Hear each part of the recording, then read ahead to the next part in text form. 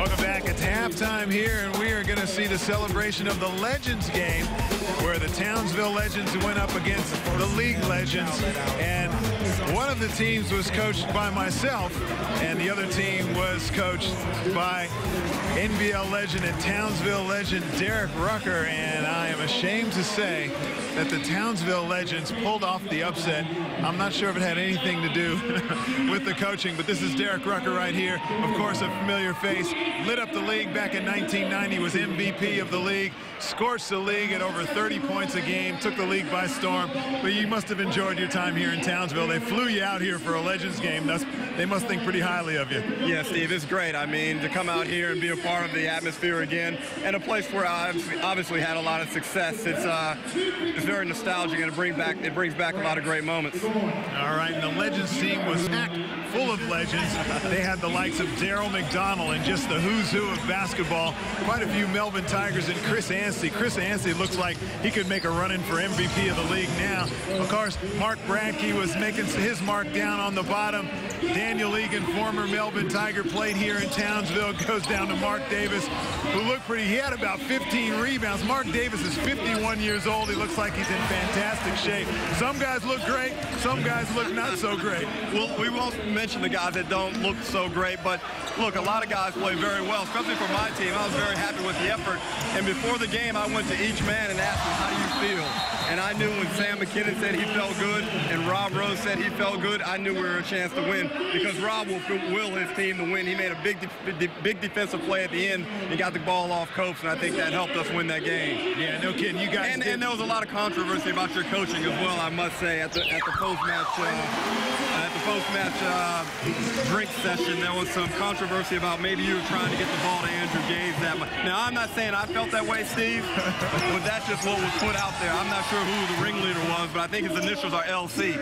Exactly. I know it was Lanard Copeland. I don't know why he's complaining, because Andrew Gaze only had 4 shots, and as you see, I think that we had more legends on our team, Derek, but I think your legends were in better shape.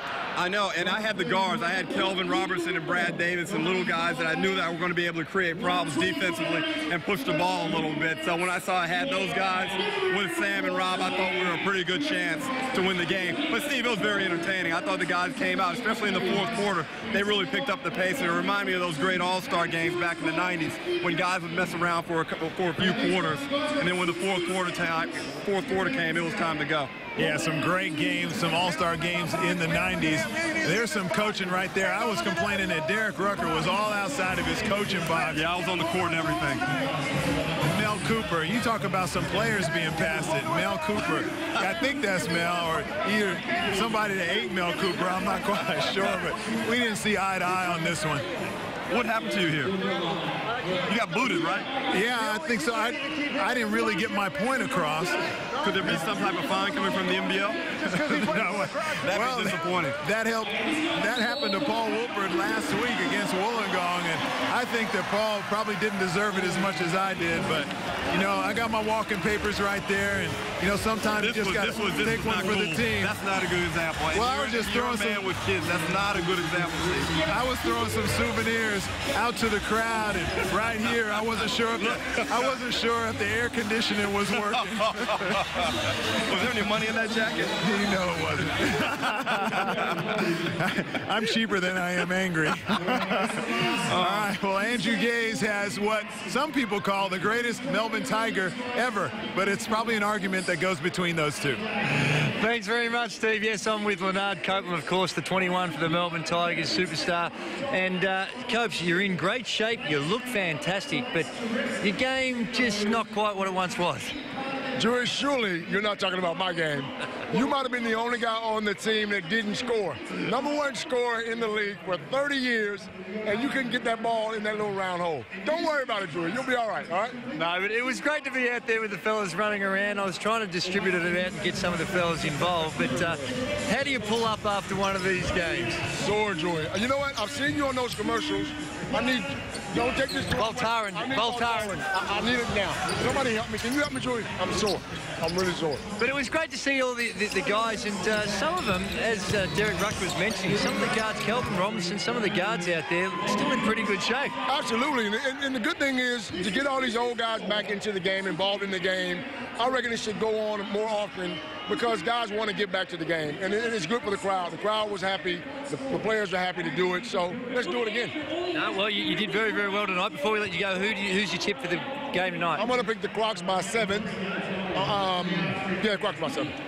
Good decision, Copes. Well done on your performance tonight. Just could have given it up just a little bit more. Steve, back to you. All right, Andrew. Great to see all the legends. Great to see and talk to these guys and see what they're up to. And what are you doing nowadays with yourself, Derek? Yeah, well, I moved to L.A. about a year and a half ago after a couple of years in Las Vegas, and I'm just in a few ventures at the moment. I'm trying to become an NBA agent.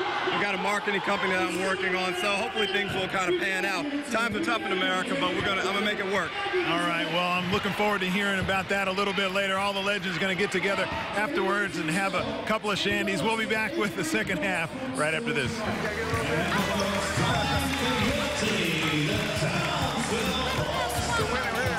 Winner, chicken dinner right here, baby.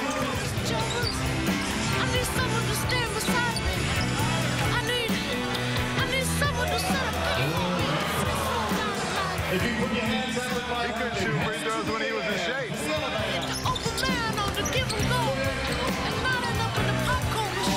I got one thing to say.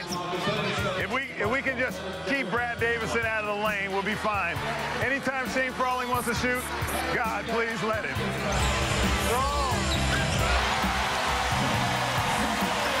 My other 5 seem to be executing for layups. Got 4 Melbourne Tigers out there, and we can't run shit.